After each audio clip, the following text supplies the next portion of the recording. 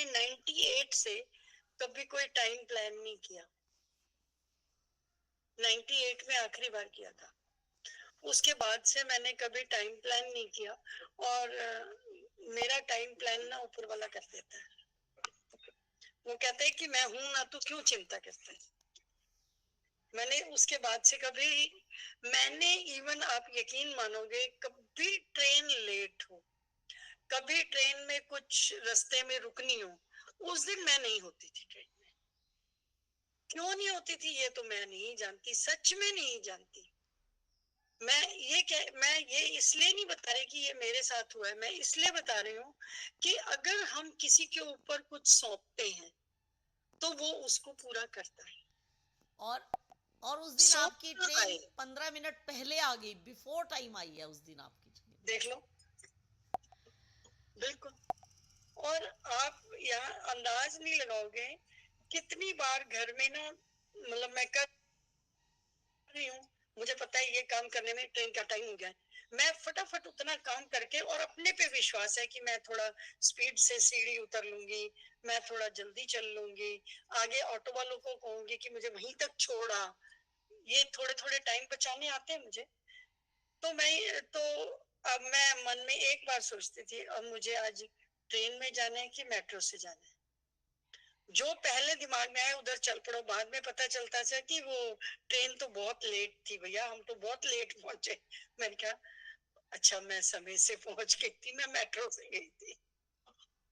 किसने बताया, मुझे नहीं पता। तो आप एक बार ऊपर वाले के रास्ते पर, ऊपर वाले की तरह से काम करना सीखो, छोड़ दो। आप ये देखो, अंत तक मेरे को यही था ना, मैं 9 बजे की क्लास लूंगी। आप अचानक से किसी बंदे को कहो कि भाई भैया मेरी क्लास ले लो, और अगला बंदा कहे हाँ हाँ कोई बात नहीं दीदी आप कर लो अपना काम। यही हुआ है ना। क्लास से 5 मिनट पहले मैं ऊपर गई, वहां शोर था। मैंने कहा आज बच्चे कैसे पढ़ेंगे। मैंने फटाफट फोन किया, मैंने कहा अग्रवाल भैया। हाँ दीदी। मैंने कहा भैया आज क्लास ले लो। हाँ हाँ मैं ले रहा हूँ, आप सहारनपुर में होंगी। मैंने कहा अच्छा आपको याद है। कह रहे हाँ ठीक है। और दीदी सेम चीज यहाँ पर हुई है। जब कार्यक्रम में बारिश एक दिन पहले बहुत चल रही थी, तो देखिए सब लोग हमारा भला ही चाहते हैं। बहुत लोगों के फोन आए, बार बार आए, उस हॉल में कर लो, वो शेड ले लो, वहां कर लो, इधर कर लो, उधर कर लो, मत करो, मत करो, ये भी आया। तो हमने बार बार, बस भाई साहब नीरू जी के हस्बैंड और नीरू भाभी और मैं, हम अकेले खड़े होते थे और हम कहते थे क्या करें। तो भाई साहब कहते थे राम जी पे छोड़ दो यहीं होगा, नीरू भाभी कहती थी राम जी पे छोड़ दो यहीं होगा। मैंने कहा ठीक है। और भगवान ने जो करा आपके सबके सामने है। भगवान जी पे छोड़ दिया था, उन पे छोड़ा, उन्होंने ही हो करा। जाता है, कभी ऐसे होता नहीं कि ना हो। दूर कहाँ जाते हो। अभी हमारा जो प्रोग्राम हुआ था राम प्रतिष्ठा ऐप को लॉन्च करने का, उसके एक दिन पहले दिल्ली में बाढ़ जी आ रही थी, इतनी बारिश थी। और मैं शाम को आशु भैया से कह रही, मैंने कहा भैया कल तो बहुत बारिश हुई थी, बस प्रभु करे कल ना हो। तो कह रहे एकदम वो और भी ज्यादा। कह रहे नहीं नहीं, राम प्रतिष्ठा ऐप लॉन्च होना है, हो ही नहीं सकती। और जी धूप निकली हुई सुबह, क्या बात है भाई। देखने वाली बात थी, सारा दिन धूप रही, अगले दिन फिर बारिश। ऐसे लगा जैसे सूरज ने सुना कि अगर कुछ किया तो हनुमान जी मेरे को गप से मुंह में डाल लेंगे। आज तो निकल आओ। भगवान जी कहते हैं ना, जैसे तू सबको पीछे छोड़, मेरी ही ना छोड़। मेरी जगह छोड़। नहीं, कहते तो हैं प्रभु, मन मना भव मत भक्तो मद्याजी मान नमस्कुर। वो कहते तो हैं, बार बार कहते हैं, पर हमें समझ कहाँ आती है। हमें ये लगता है हाँ ऐसे थोड़ी होता है, ऐसे तो नहीं होता। पर होता तो है। बाद में मानते हैं, पहले नहीं मानते हम। चलिए। यही तो शक्तियां होती है भाभी, दीदी यही तो होती है ना शक्तियां। देखो अपना दिखाई तो हमें देती नहीं, लेकिन अपना रूप दिखा देती है आगे कि नहीं, आपके विश्वास पर आती है ना। अगर आप उन्हें मन से बुलाओ तो सब ठीक है, और मन से नहीं बुलाओ तो कुछ ठीक नहीं है। सीधा सा मन है, एक मन राम। जो राम है ना, वो फर्म होना चाहिए, फिर उसके बाद सब कुछ तुम्हारा ही किया हुआ होगा। लेकिन अगर वो फर्म नहीं है तो फिर पांच तो है ही ना। अगर राम स्ट्रांग है तो ये वैरी पीछे है, अगर राम डुल में है तो ये पांच वेरी स्ट्रांग है। अब आप देखो आप कहाँ हो, यहीं से आता है, यहीं से ऊपर वाला आता है सामने, और ये पता चलता है अरे हाँ ठीक है। और आपके मुख से कभी ऐसा निकल नहीं सकता जो पूरा ना हो, ये संभव नहीं है। हम मतलब मुझे तो बहुत अच्छे से याद है, हम छोटे छोटे होते थे, हम कभी आके कहीं ना, पिता कल ना इतनी फीस देनी है, इतने की किताबें लेनी है, तो पिता कहते थे कि ये कह रही है, ऊपर वाले से कहते थे ये कह रही है, और उतने पैसे कहीं से आ जाते। फिर कहते थे, जब आ जाते थे कहते थे ले बेटा भगवान जी ने भेज दिए। वो कभी ये नहीं कहते थे कि लो मैंने दे दिए, वो कहते थे भगवान जी।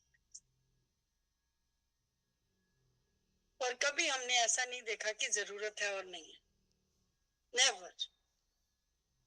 पर विश्वास उनका तगड़ा था, जो पिताजी का विश्वास था वो तो देखने लायक था।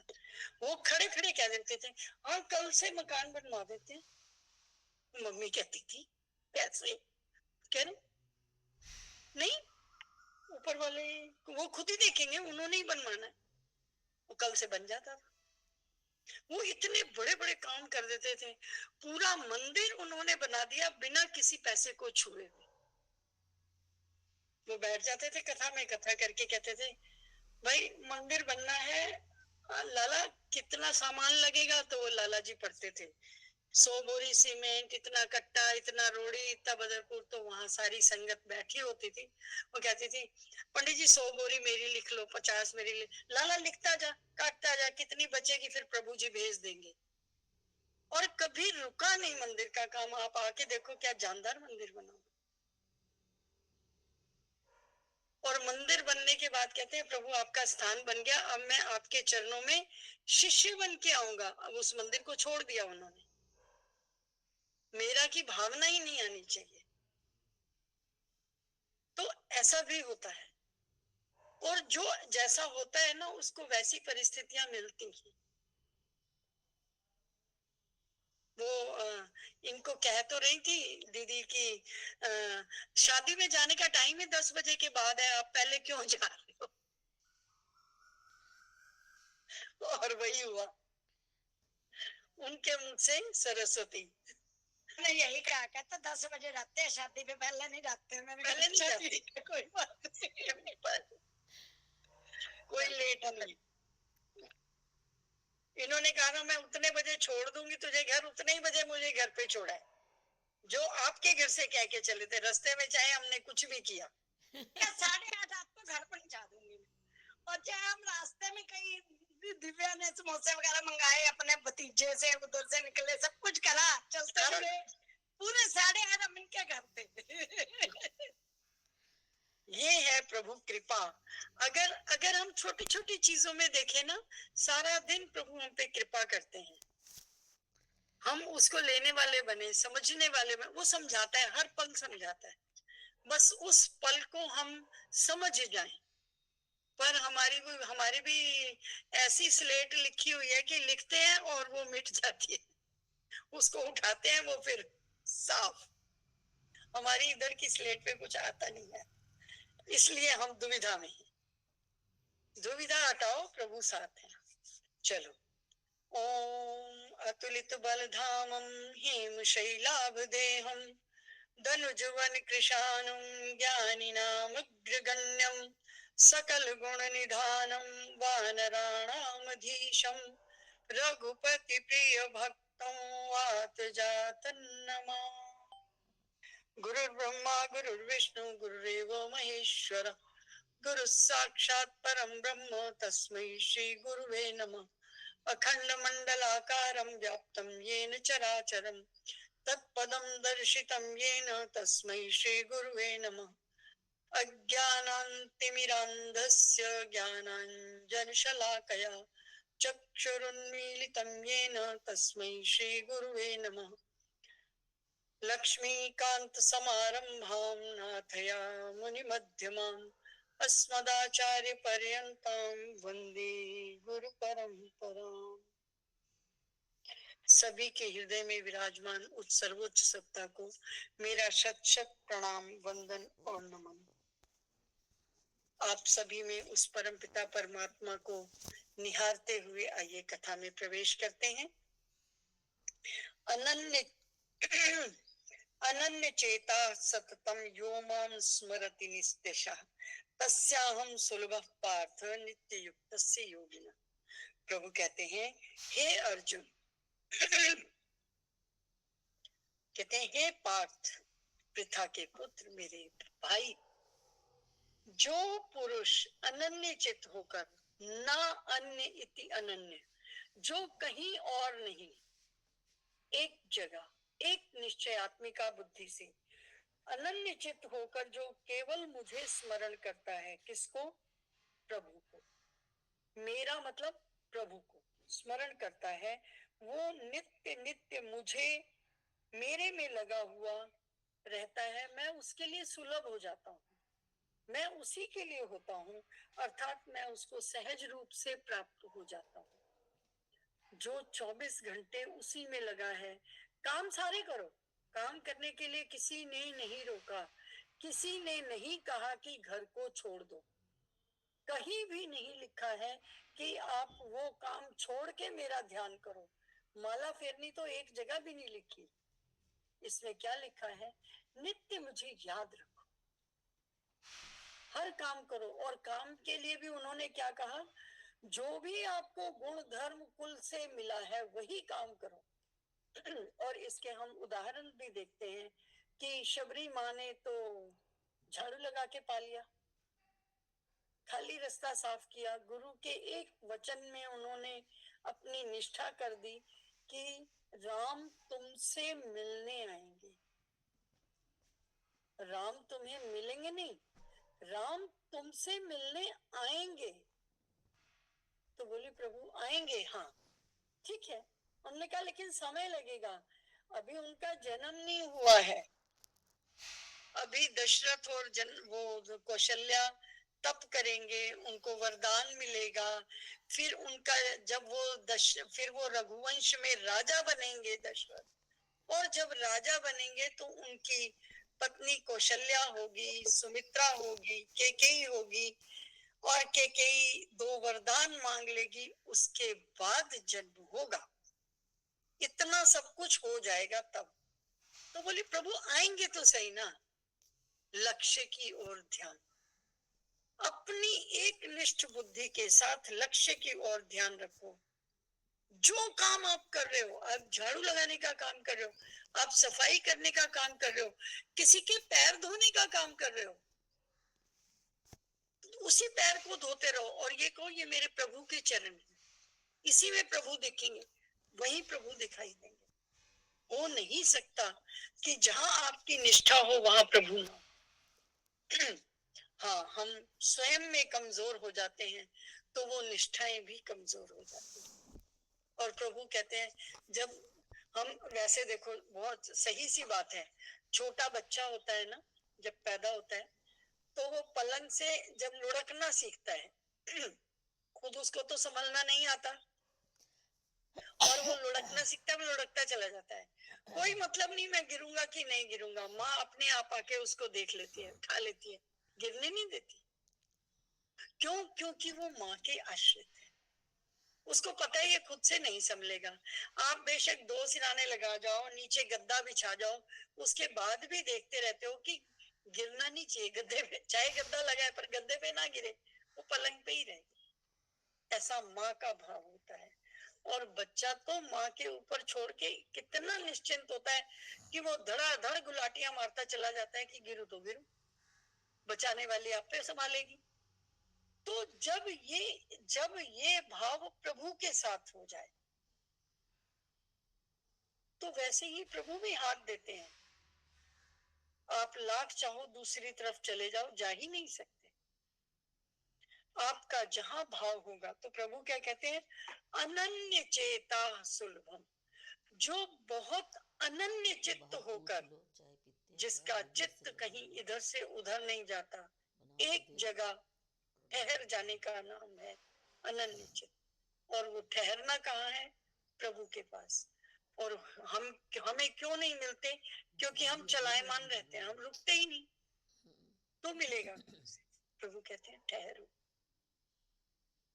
जब तुम ठहरोगे तो मैं मिलूंगा। तुम्हें मन को रोकना है, ब्रेक लगानी है। रुकोगे तो लक्ष्य को पहुंचोगे ना, अगर चलते ही जा रहे हो तो फिर लक्ष्य है कहाँ, नहीं है। रुको, कहते हैं अनन्य चेता, जब हर जगह से तुम जा लिए, हर जगह से हट लिए, तो एक जगह रुको, मैं वहीं पर सुलभ हो जाऊंगा। वो कहते हैं यो माम स्मरति नित्यशः, जो अनन्य चित्त होकर, जिसका चित्त चलायमान नहीं है, ऐसा होकर जब वो मेरे को नित्य स्मरण करता है, हर पल स्मरण करता है, तब मैं उसके लिए सुलभ हो जाता हूँ, तब मैं उसको मिल जाता हूँ। यहाँ सततम शब्द का प्रयोग गीता जी में बहुत हुआ। 12वें अध्याय में कहते हैं एवं सतत युक्ता ये भक्ता स्वाम पर्युपासते ये चाप्यक्षरम अव्यक्तं तेषां के योग। क्योंकि योग में लगे हुए कोई भी व्यक्ति जो नित्य प्रति हर पल सतत, सतत मतलब निरंतर, जिसमें कोई व्यवधान नहीं है, जो निरंतर प्रभु का स्मरण करते हैं, तो वो कहते हैं तस्याहम सुलभम पार्थ, ओ पार्थ, ओ भाई, मैं उसको बिल्कुल सुलभ हो जाता हूँ। नित्य युक्त से योगिना, और वो योगी कैसा होगा, वो योगी होगा जो नित्य स्मरण करने वाला होगा, हर पल मुझे याद रखने वाला होगा, और उसने अपने चित्त को एकाग्र कर लिया होगा। अनन्याश्चिन्तयन्तो, और इसी बात को कहते हैं अनन्याश्चिन्तयन्तो मां ये जना पर्युपासते। और यहाँ भी वही है, अनन्य चेता सततम योग, जो अनन्य चित्त होकर निरंतर मुझे याद रखता है, हे पार्थ, मैं उसके लिए तो सुलभ ही हो जाता हूँ, मतलब बहुत आसानी से मिलने वाला हो जाता हूँ। क्यों? क्योंकि जो मुझे याद रखता है उसको तो माम उपैष्यसि, मैं उसका ध्यान रखता हूँ, मैं उसका योग क्षेम वहन करता हूँ। जब मैं उसका ध्यान रखता हूँ तो मैं उसके लिए सुलभ ही हूँ ना, वो मुझे बचता है और मैं उसको बचता हूँ। इसी के लिए दूसरे अध्याय तीसरे अध्याय में आया था परस्पर भावयंता ही, कि एक दूसरे को तृप्त करते हुए इसी तरह से चलते हैं। तो जो ये परस्परता का भाव प्रभु के साथ भी है। प्रभु कहते हैं तुम मुझे नित्य स्मरण करो, तुम्हारे योग क्षेम को मैं देखूंगा, तुम्हारे लिए सुलभ मैं होऊंगा, मैं तुमसे मिलने आऊंगा। और जब इस चीज का भाव देखना हो तो सुतीक्षण जी में देखो, प्रभु आए और भाई साहब अपनी समाधि में लगे हुए और अपने हृदय के अंदर प्रभु को देख रहे हैं। प्रभु इंतजार कर रहे हैं कि इनकी समाधि खुले तो मैं इन्हें दर्शन दूं। क्या बात होगी ना, क्या वो पल होगा। सोच के देखो कि प्रभु आए दर्शन देने, प्रभु आए द्वार पर, और वो उन्हीं के ध्यान में शांतता से बैठे, उनको पता ही नहीं। फिर प्रभु ने अपना विकराल अंदर रूप दिखाया। ये पहले तो वहां कुछ हलचल हुई, उनको कुछ समझ में नहीं आया, वो तो अपने ध्यान में बैठे हैं। फिर प्रभु ने अपना विराट रूप दिखाया, तो उससे प्रभु विकल हो गए। सुदीक्षण जी ये कहने लगे ये क्या हुआ, मैं तो बड़े शांतता से उनके दर्शन कर रहा था, ये क्या विकराल रूप कैसे हो गया, विराट रूप कैसे हो गया। ऐसे करके उठे तो देखा, अरे प्रभु आप मुझे दर्शन देने के लिए इंतजार कर रहे हो। जिसके दर्शन पाने के लिए जन्म जन्म मुनि जतन कराई, जन्म जन्मांतरों की तपस्या है, वो प्रभु मेरे दरवाजे पे मुझे दर्शन देने के लिए इंतजार कर रहे हैं। बताओ, कैसा वो विलक्षण समय रहा होगा, कैसे वो विलक्षण कितने ऊंचे पहुंचे हुए सुतीक्षण जी महाराज हैं, जिनके प्रभु ने इंतजार किया कि मैं दर्शन दे के जाऊंगा, मैं रुका हुआ हूं अब अपने काम में। और वो क्या कर रहे हैं, प्रभु का दर्शन कर रहे हैं अपने हृदय के अंदर। कहते हैं मैं सामने खड़ा हूं, तो इंतजार किया कि आओ दर्शन करो, आराम से करो, चिंता नहीं, मैं रुका हूं। ऐसा किसके प्रति हो सकता है जो नित्य निरंतर उनके चरणों का ध्यान करे।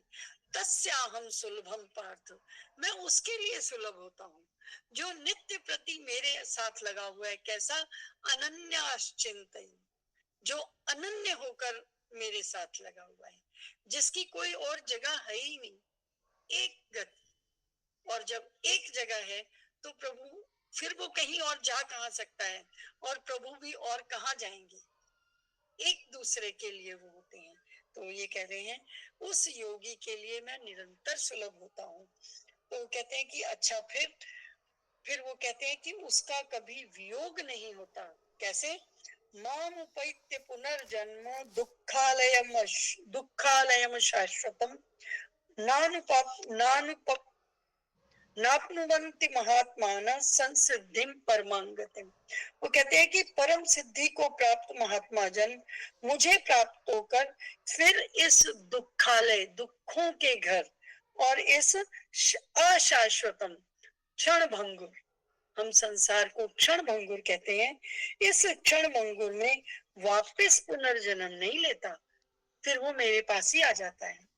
जिसने नित्य प्रति ऐसा करके अपनी इंद्रियों को संकुचित कर लिया, अपने मन को एकनिष्ठ कर लिया, उससे उसका चित्त एकाग्र हो गया। अब चित्त में भाव नहीं आ रहे, इंद्रियों में हलचल नहीं हो रही, और वो निरंतर उनका जब ध्यान कर रहा है तो प्रभु उसका इंतजार करते हैं, सुतीक्षण जी की तरह। वो कोई काम नहीं कर रहे थे, वो प्रभु का ध्यान ही कर रहे थे और अपने हृदय में ध्यान कर रहे थे, लेकिन प्रभु साक्षात खड़े, फिर उन्होंने इंतजार किया है उनका कि ये मेरे पास, ये मुझे देख, आंखें खोलेंगे तो मैं इन्हें दिखूंगा। तो मैं परसों से परले दिन बता रही थी कि जब प्रभु की कृपा होती है, पर उस कृपा का हमें पात्र होना होता है। जब हम उसकी कृपा का पात्र हो जाते हैं तो प्रभु स्वयं उस पात्र को अपने हाथों में ले लेते, तो हम प्रभु के साथ एकाकार हो जाते हैं। उस स्थिति में फिर पुनर्जन्म का क्या मतलब, फिर से इस क्षण भंगुर संसार में आने का क्या मतलब, कोई कारण ही नहीं है। कहते हैं कि हर जीव को आना जाना होता है, लेकिन ये जितने हमारे नवद्वारे पूरे देही, जो हमारे 9 दरवाजे कहे गए, इन 9 दरवाजों में से क्या खाली जाना ही होता है? आना भी होता है। हमारे सारे घर के दरवाजे किसी अतिथि का इंतजार भी करते हैं, उस अतिथि को आने भी देते हैं, और जाने के लिए तो है ही। जो घर के अंदर है वही जाएगा ना, बाकी सब तो आएंगे। तो प्रभु आएंगे। प्रभु कब आएंगे? जब वो दरवाजे, हम एक दरवाजे के तरफ ध्यान लगा कर रखेंगे कि यहाँ से प्रभु आएंगे, तो प्रभु आएंगे। तस्याहम सुलभम पार्थ, मैं उसके लिए सुलभ होता हूँ, और जिसके लिए सुलभ हो जाता हूँ वो फिर इस आवागमन के चक्कर में नहीं रहता, फिर वो आ गया। फिर प्रभु के पास जो आ गया, फिर वो कहीं जाता नहीं, फिर वो शाश्वत उसका घर हो जाता है। फिर वो इस पुनर्जन्म के चक्कर में नहीं फंसता, फिर वो इस दुखालय में नहीं आता, फिर इस क्षण भंगुर नाशवान शरीर को प्राप्त नहीं होता, और कहा उस आत्मा में विलीन हो जाता है। जब उस परमात्मा में यह आत्मा मिल जाती है तो ये आत्मा नहीं रहती। अगर हम एक बूंद, एक गिलास, एक लोटा, एक बाल्टी, कितना भी पानी ले लें, अगर हम नदी में छोड़ दें तो वो नदी का जल हो जाता है, फिर वो लोटे का जल निकाला नहीं जा सकता। उसी तरह जब नदी समुद्र में मिल जाती है तो समुद्र में से नहीं निकाल सकते उस नदी को, फिर वो समुद्र बन जाती है, फिर वो पीने के लायक भी नहीं रह जाती, वो समुद्र ही हो जाती है। यहाँ तक कि गंगा जी जब सागर में मिलती हैं तो वो गंगा सागर हो जाती है, गंगा नहीं। फिर वो अपने नाम को तज देती है। अपने रूप को समाप्त करके ही प्रभु को प्राप्त किया जा सकता है। हम लोग एक भजन गाया करते हैं, मन्ना किस तरह श्याम जी नु पाई था, तो उसमें आता है पहले अपना आप गवाईदा, पहले हम स्वयं को समाप्त करें, अपनी सत्ता को हम समाप्त करते हैं, तब प्रभु की सत्ता में एकाकार होते हैं, और फिर हम क्या हो जाते हैं, प्रभु, फिर हम आत्मा नहीं रह जाते, इसीलिए फिर वापस आना नहीं होता, हम अपने अंतिम लक्ष्य में एकाकार हो जाते हैं। कहते हैं कि उस भजन में आता है ना, पहले मैं दूध था, फिर मुझे जमा दिया, फिर बिलो लिया, फिर मक्खन हो गया, तो मैं श्याम के मुख में चला गया, अब उसमें से कोई दूध निकालो, वो प्रभु के अंदर गया, वो उनका भोजन बन गया, या वो उनका प्रसाद हो गया। अब उसकी अपनी सत्ता नहीं रही। इसी तरह हम कहते हैं सोना आखिया सुनारे मैनू गालिया, अब सोने को जितना मर्जी तुम गलाओ, जितने आपने एक कान के बुंदे बनवाए वो टूट गए, आपने वापस दे दिए सुनार को, उसने उसी सोने का आपको कुछ हाथ का बना दिया, अब वो फिर खराब हो गया, आपको पसंद नहीं आया, खराब हो गया, टूट गया, कुछ भी हुआ, आपने फिर सुनार को दिया, उसने कहा कोई बात नहीं, अब मैं इसका कुछ और बना देता हूँ। जो जो आप कहते हो वो बनाता चला जाता है। सुनार कभी ये नहीं कहता बड़ी जल्दी जल्दी तोड़ते हो, नहीं कहता, क्योंकि मूल तत्व वही रहेगा। इसी तरह से हम कितनी जोनियां भुगत आए, लेकिन यदि हम एक निष्ठ होकर एक बार अपने सारे काम करते हुए निरंतर अनन्य चित्त होकर प्रभु को याद रखें, कितना सरल है। कितने कठिन कठिन चीजें आपने पढ़ी कि आप योग कर लो, आप एकाग्रचित होके ध्यान लगा लो, आप ये कर लो, आप वो कर लो, चलो अब ज्ञान प्राप्त कर लो, अब तुम 25 तत्वों की वो कर लो, तत्वतः जान लो, सारी बातें एक तरफ। प्रभु कहते हैं जो मुझे नित्य सुलभ मैं उनके लिए हूँ, जो मुझे अनन्य चित्त होकर याद करते। उन्होंने ये नहीं कहा कि काम छोड़ दो, हम काम करना चाहते हैं ना, करो, पर उस काम करने में प्रभु को याद रखो। हर काम प्रभु के लिए कर लो। याद रखने का एक और भी अच्छा तरीका है, आप खाना बना रहे हो, ये प्रभु के लिए बना रहे हो, प्रभु कहाँ है, जो इस खाने को खाएगा, तो वो आपका पति, आपका बच्चा, आपका भाई बंद, आपका रिश्तेदार, आपका मित्र, कोई भी हो सकता है। प्रभु के लिए खाना बनाना, प्रभु के लिए बना, तो आप इसको दूसरे नजर से भी देख सकते हो कि प्रभु के लिए खाना बना तो ये प्रसाद है, प्रसाद बन रहा है, तो जो पाएगा वो प्रसादी पाएगा, प्रसादी पाएगा, उसका भी कल्याण है और मेरा भी कल्याण है। तो हम इस कल्याण के अर्थ से भी काम कर सकते हैं। हम गल्ले पे बैठे हैं, हम कहेंगे प्रभु जी का गल्ला है, भरा ही रहेगा, उसमें कमी आने की बात मतलब ही नहीं है, क्योंकि वो गल्ला प्रभु जी का है। प्रभु जी का गल्ला है तो आपको चिंता भी नहीं है, प्रभु जी का गल्ला प्रभु जी जाने, आप तो केयर टेकर हो, करते रहोगे। अब उस दिन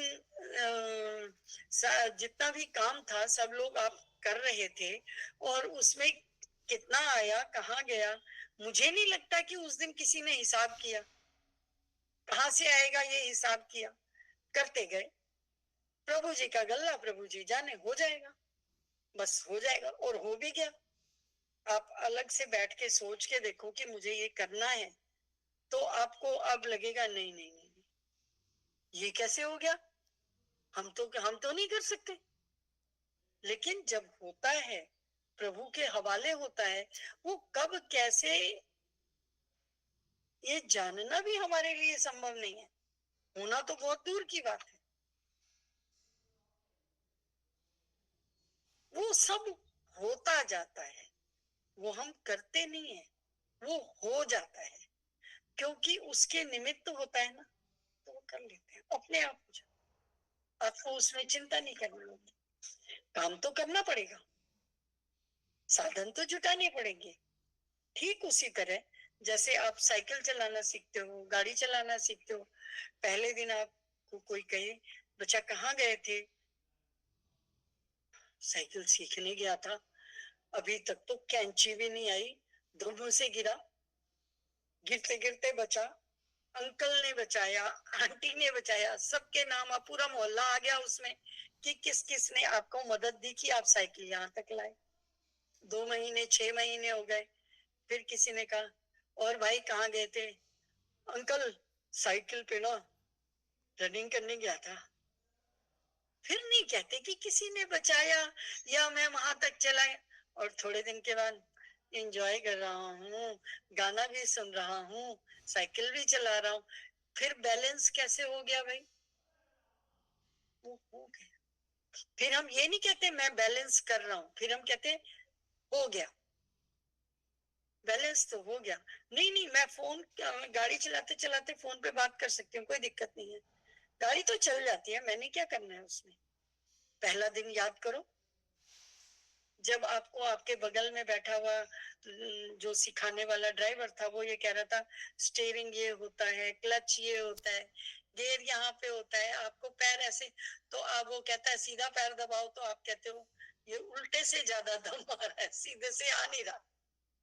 आप कहते हो बस जो वो कहे वही नहीं हो रहा, बाकी सब कुछ हो रहा है। और आपने सीधे मुड़ना है तो उल्टे मुड़ रहे हो, उल्टे मुड़ना है तो सीधे मुड़ रहे हो। और अब आप गाना सुन के भी सही मुड़ रहे हो। अपने चित्त की वृत्ति कहीं और लगाना कितना आसान है। इसी तरह हम क्या सारे काम करते हुए प्रभु को याद नहीं कर सकते? और अगर ऐसा कर लें तो हम उस भक्त से, उस योगी से कहाँ कम है कि जो कहता है अनन्य चेता सततम यो माम स्मरति नित्यशः, जो मुझे नित्य अनन्य चित्त होकर स्मरण करता है, मैं उसके लिए सुलभ।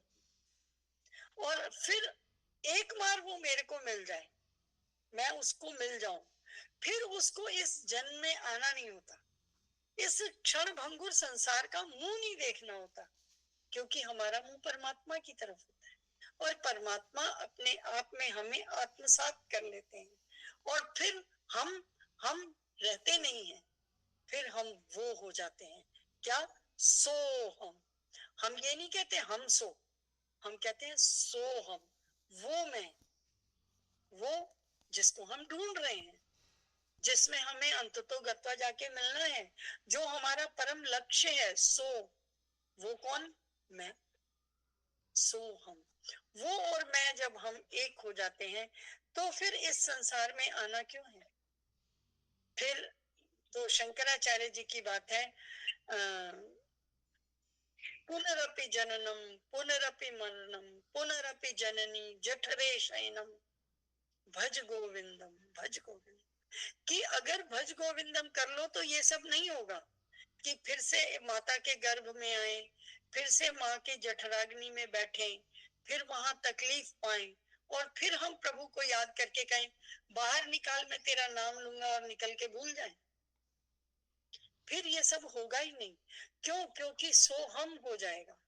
जब प्रभु से मिलान हो जाएगा फिर ये संसार बीच में आता नहीं, फिर प्रभु और हम एक, फिर हम स्वयं को त्याग देंगे, हमारी कोई आइडेंटिटी नहीं रहेगी, फिर ये आत्मा ही नहीं होगी, खाली परम आत्मा होगी। और उस परमात्मा के साथ हम एकाकार हो जाएंगे। तब प्रभु कहते हैं नित्य हम तस्या हम सुलभम पार्थ, मैं उसके लिए सुलभ होता हूँ, मैं उसके लिए आसानी से मिलने वाला हो जाता हूँ। तब मैं उसका इंतजार करता हूँ कि मैं उसको दर्शन दे दूं। और जिस पर प्रभु की कृपा होती है उसका तरना कहाँ मुश्किल है। प्रभु के नाम लिखने मात्र से पत्थर तर जाता है। और अगर नाम नहीं लिखा है तो पत्थर बहुत सारे पड़े हैं। पत्थर तो सागर के अंदर भी हैं, लेकिन प्रभु का नाम लिखे होने से जो उस नाम की सवारी कर लेता है एक बार, तो वो प्रभु के पास ही होता है, प्रभु से अलग नहीं होता। तो वो ये कहते हैं, आ ब्रह्म भूमलोका पुनरावर्तिनोर्जुन माम उपैति तु कौन्तेय पुनर्जन्म न विद्यते। वो ये कहते हैं ब्रह्म लोक तक ये लोक वापिस आने वाला है। 14 लोक है ना, हमारे ऊपर 7 लोक, हमारे नीचे 7 लोक, तल सुतल तलातल अचल, इस तरह करके 14 लोकों का वर्णन आता है।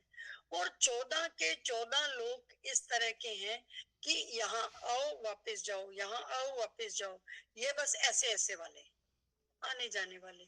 खाली बीच का हमारा लोक ऐसा है जहाँ ये सुविधा प्राप्त है कि हम प्रभु से मिल सकते हैं और प्रभु में समाहित होकर इस जन्मांतर के इस हर चक्कर से मुक्ति पा सकते हैं। तो वो ये कहते हैं, हे कुंती पुत्र, जो मुझे प्राप्त कर लेता है उसका फिर जन्म नहीं होता। मैं कालातीत हूँ, मेरे पर कोई समय नहीं है, मेरा कोई जन्म नहीं हुआ, मेरी कोई मृत्यु नहीं होगी। और ये जो ब्रह्म आदि के लोक जो है वो काल द्वारा सीमित होने से अनित्य है। ये जितना भी है ये सब अनित्य संसार है। और इस अनित्यता से फिर मुझे प्राप्त करने के बाद इस अनित्यता से आपका वास्ता नहीं है। श्री कृष्ण गोविंद हरे मुरारी, हे नाथ नारायण वासु